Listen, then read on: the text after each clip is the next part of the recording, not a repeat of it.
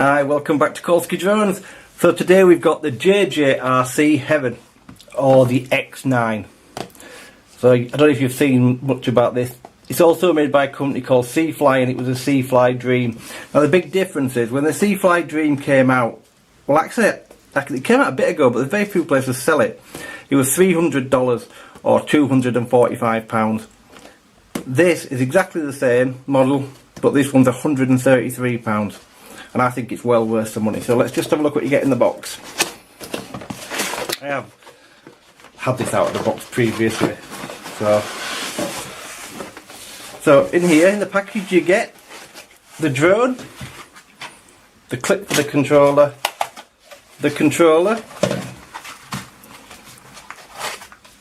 a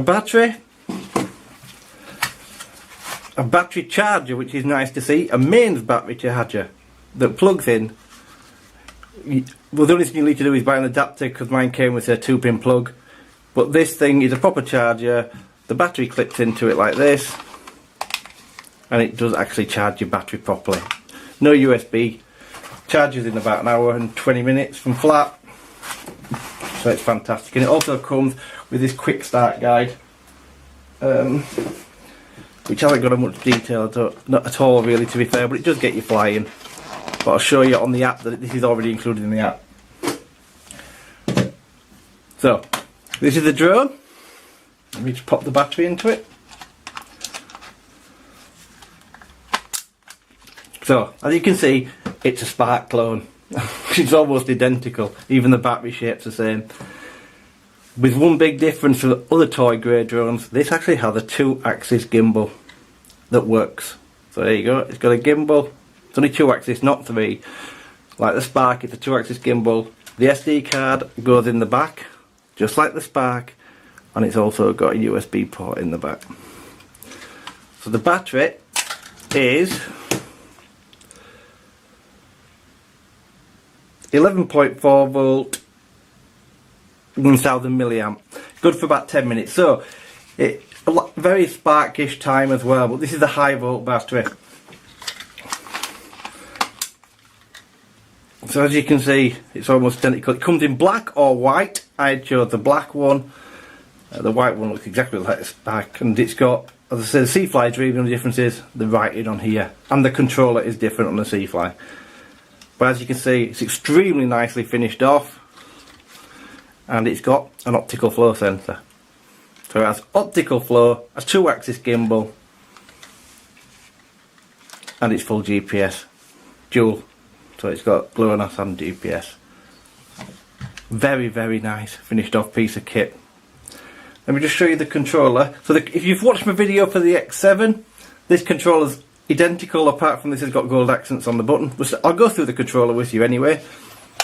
So it has antennas here, and I do believe, because someone told me on my last video, Simon, thank you very much, that one of these is real and one's fake. So, or maybe they're both real, I don't know. But anyway, they appear to be. You can change the stick mode from 1 to 2. So again, turn it on, stick down, hold the camera button in, we'll put it into mode 1. Stick down, hold the take off and land button, turn it on, put it back into mode 2. Only if you set it once you set it, it's always set. It's rechargeable from a micro USB slot on the top, so you don't need to worry about changing the batteries. And it's exactly the same controller. I like the feel of this. It feels, in your hand it feels very light and possibly a bit cheap. But the resolution's great on the sticks. So I like these controllers. Like I say, they look a bit cheap, but they do the job. And some of this size isn't going to come with a big full-size controller, so it seems to be what people are going to now. And I much prefer these than the ones you get with the pull-out thing on the bottom. To put your phone in, you get this here. Simply clips into the back here. It would do if I could do it. Push it down, and your phone clips in there. And to release it, you press that button. So let's just power it up. Switch on the back. Press it once and then hold it.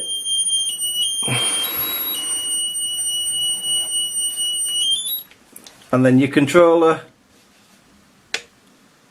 hold your button in, and there you go. You're bound. So you can see the 2-axis gimbal working here.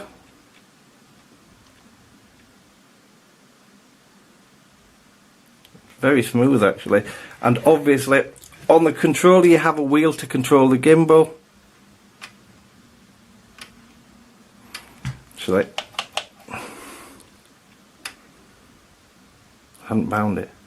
So look, it's really smooth as well. So the operation on the wheel is very smooth. It's not too fast, it's not crazy, and it is controllable-ish. So it looks really nice. Obviously it's got brushless motors, similar size to what they are on the Spark. So let's just connect it up to the app so I can show you the app, and I'll run through some more features in the control. So the app it runs on is the Enjoy Fly app, which is the same app as the S7 but with a couple of differences. So let's just connect it to the app. Let's just find the... So if you can see on my phone, I hope this glare's not too much. Let me see if I can get that in so there's no glare. Can you see where it says drone and controller? I'm sorry if it's not fully sharp. I'm struggling with the sun coming in today. Well, not the sun, but the brightness outside. You have to click the controller. The drone is when you want to fly it with your phone. The controller is when you want to fly it with the controller. So we're going to connect to that. Internet unavailable. I should hope so. And then we're going to go into the Enjoy Fly app. I'm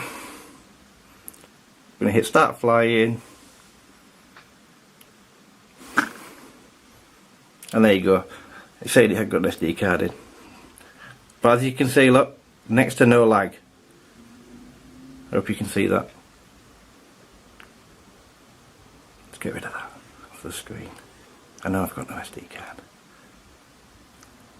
So brilliant. So as you can see on the top of the screen, it says position.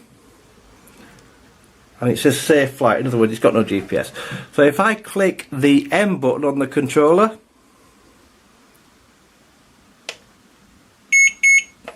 it's going to put that into altitude hold. So now it's got altitude hold mode, so you can fly it if you're in a no GPS area, or if you want to fly it indoors. Because remember, this has got a sensor underneath, so it's got an optical flow. And once again, and you're back in position. The app's quite straightforward. So on the bottom you've got your distance, your height, your speeds, vertical speed, horizontal speed. I'm not sure what that LP is actually. Up here you've got how many satellites you've got and the battery of the drone itself. Here you've got your camera controls. And then if I click on where it says position up here, I've got track and orbit, so I've got different modes. Obviously that won't work unless I've got GPS. But as you can see, the picture is really, really clear, far better than it is on the X7. So the X7 picture, there's lag on it, but also it's nowhere near as sharp on my phone as this is. So this hasn't had a flight yet. I haven't flown it. What I have done is hovered it outside, and the gimbal works. The picture was stable. It was getting blown about a little bit in the wind, but the gimbal was holding. So we stand a good chance here of having maybe a winner. Now the camera is 1080p at 30 frames a second, but I'd imagine the cost will have been cut because this thing might not have a great bit rate. This isn't going to have the picture quality of a Spark, don't get me wrong, but if it can produce decent quality video that's stable for 133 quid, surely that's a winner in my book. And don't get me wrong, this thing looks amazing. It looks just like a Spark. And the other great thing is this weighs under 250. I think it comes in about 235, something like that. In fact, let me get my scales and I'll weigh it. Should be proved wrong. Let's just turn the scales on.